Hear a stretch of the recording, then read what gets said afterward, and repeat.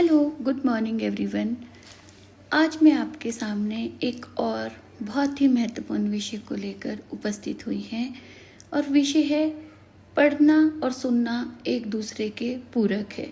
जी हाँ, आज हम बात करेंगे किताबें पढ़ना ज्ञान की गहराई, कल्पना शक्ति व विचारों को बढ़ाता है, जबकि सुनने से किसी जानकारी की स्पष्ट समझ मिलती है। जी हाँ दोस्तों, अपनी आंखें बंद कीजिए और सोचिए कि कुछ 100 सालों बाद दुनिया कैसी होगी। शायद तब तक इंसान आकांक्षाओं के यात्री बन चुके होंगे।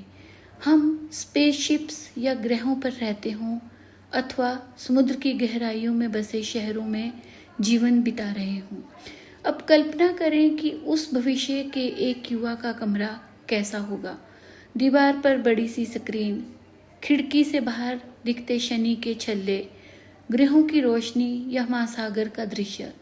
लेकिन क्या उस युवा के कमरे में कोई किताब होगी? शायद नहीं। अब आंखें खोलिए और देखिए, आप पाएंगे कि आपके आसपास कोई ना कोई किताब अवश्य मिलेगी। जरा सोचिए कि आज की डिजिटल दुनिया में जहां आप सुनकर सब कुछ जान सकते हैं, तो फिर किताबों की क्या अहमियत है। एक शोध के अनुसार दिमाग बोली व लिखी भाषा को अलग अलग तरीके से प्रोसेस करता है। किताब पढ़ना ज्ञान की गहराई, कल्पना शक्ति व विचारों का विस्तार करता है, जबकि सुनना जानकारी की और ज़्यादा समझ बढ़ाता है। दिमाग को जाना कितना ज़रूरी है। दिमाग को सुनने और पढ़ने की प्रक्रिया अलग अलग होती है। पढ़ते समय मस्तिष्क अक्षरों के आकार पहचानता है और ध्वनियों और अर्थों को जोड़ता है। वाक्य व पूरे पाठ में अर्थ को पिरोता है।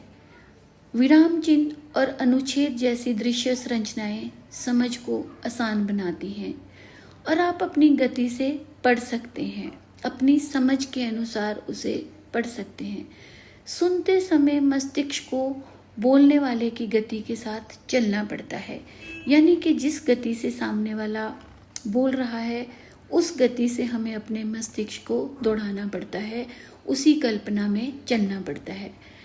चूंकि बोली ध्वनियों की धारा होती है, इसलिए दिमाग को तुरंत शब्दों की सीमाएं पहचान कर अर्थ, स्वर, पहचान और संदर्भ से जोड़ना पड़ता है कि किस संदर्भ में हम बात कर रहे हैं, कौन सा जरिया सही है। अगर हम बात करते हैं इस विषय पर, कई छात्रों को लगता है कि सुनकर पढ़ाई करना किताबों से पढ़ने की तुलना में आसान है, लेकिन असलियत कुछ और है। शोध बताते हैं कि जब विषय कठिन या नया हो तो उसे सुनना पढ़ने से ज़्यादा कठिन होता है। साधारण कहानियाँ या फिक्शन के मामले में सुनना व पढ़ना लगभग समान है, लेकिन तथ्य, विचार और कंसेप्ट आधारित पाठ दिमाग के अलग अलग हिस्सों को सक्रिय करते हैं। पढ़ाई का सबसे बड़ा लाभ यह है कि आप किसी भी हिस्से को दोबारा पढ़ सकते हैं, हाईलाइट कर सकते हैं और नोट्स बना सकते हैं, जबकि सुनते समय यह सब करना थोड़ा कठिन होता है। छात्रों के लिए बेहतर है कि पढ़ाई को, किताबों को प्राथमिकता दें और ऑडियो का उपयोग केवल स्पॉटिंग टूल की तरह करें। जी हाँ, जब लिखते हैं, लिखने से हमारी वोकैबुलरी तो शार्प होती ही है, साथ ही साथ हमारी फिंगर्स पर भी वो स्पेलिंग्स याद हो जाती हैं। ये चीज़ ज़रूरी है। जो पुराने लोग हैं या हमारी पीढ़ी के लोग हैं, कई बार आपने नोटिस किया होगा कि हम कुछ सोचते हैं, कोई स्पेलिंग सोचते हैं, लेकिन दिमाग से वो लिख नहीं पाते, और जब हम फिंगर चलाते हैं तो वो स्पेलिंग एकदम हम बिल्कुल सही लिखते हैं। सीखने का खास तरीका क्या है? सुनते वक्त लोग अक्सर मल्टीटास्किंग करते हैं, जैसे गाने सुनना, व्यायाम करना, खाना बनाना, इंटरनेट चलाना, घर के अन्य काम करना, जो पढ़ते समय संभव नहीं है।